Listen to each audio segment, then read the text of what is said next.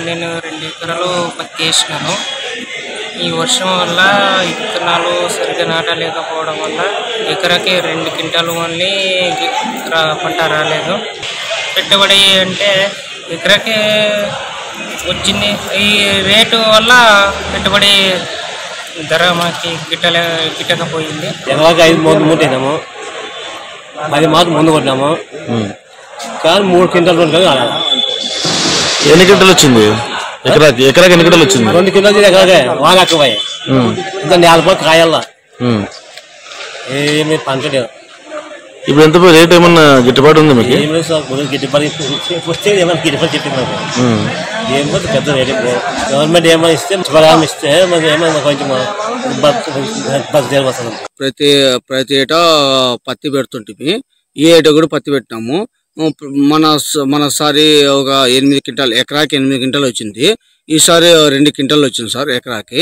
మేము ఎట్లా బతకాలా ఎట్లా సార్? ఇప్పుడు మా పరిస్థితి మేము అప్పు చేసి ఇత్తనాలు ఫెయిల్ అయినా కాబట్టి మేము అప్పు చేసి అప్పులు తెచ్చినాము. 100కి 3 రూపాయలకు వడ్డీకి తెచ్చి ఇత్తనాలు పెట్టినాము.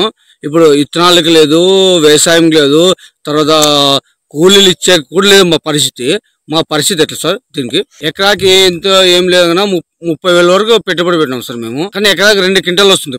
ఈ ఫైనాన్షియల్ ఇయర్ లో డిసెంబర్ లో ప్రధానంగా కొంత తగ్గుదల కావడం అనేది జరిగింది. దీనికి ప్రధానమైనటువంటి కారణం ఎగుమతులు లేకపోవడం, అదేవిధంగా కోయంబత్తూరు, సేలంలో ఈ కాటన్ స్పిన్నింగ్ మిల్లులు కొన్ని క్లోజ్ కావడం వల్ల ధర తగ్గుదల అనేది కావడం అనేది జరిగింది. కానీ కనీస మద్దతు ధరలతో పోలిస్తే ఈ డిసెంబర్ నెలలో కూడా పెరుగుదల ఎక్కువగానే ఉంది. కానీ డిసెంబర్ 31వ తేదీ నాడు 7,700 రూపాయల క్వింటాలు ధర నమోదైతే ఈ జనవరి 2వ తేదీ నాడు 8,100 రూపాయలు గరిష్ట ధర నమోదు కావడం అనేది జరిగింది. అంటే ఈ 2 రోజుల్లో 400 రూపాయలు పత్తి ధర క్వింటాకు పెరుగుదల కావడం అనేది జరిగింది. దీనికి ప్రధానమైనటువంటి కారణం కాటన్ సీడ్కు కొద్దిగా ధర పెరుగుదల కావడంతో ఈ పత్తి కూడా ఇక్కడ పెరుగుదల కావడం అనేది జరిగింది.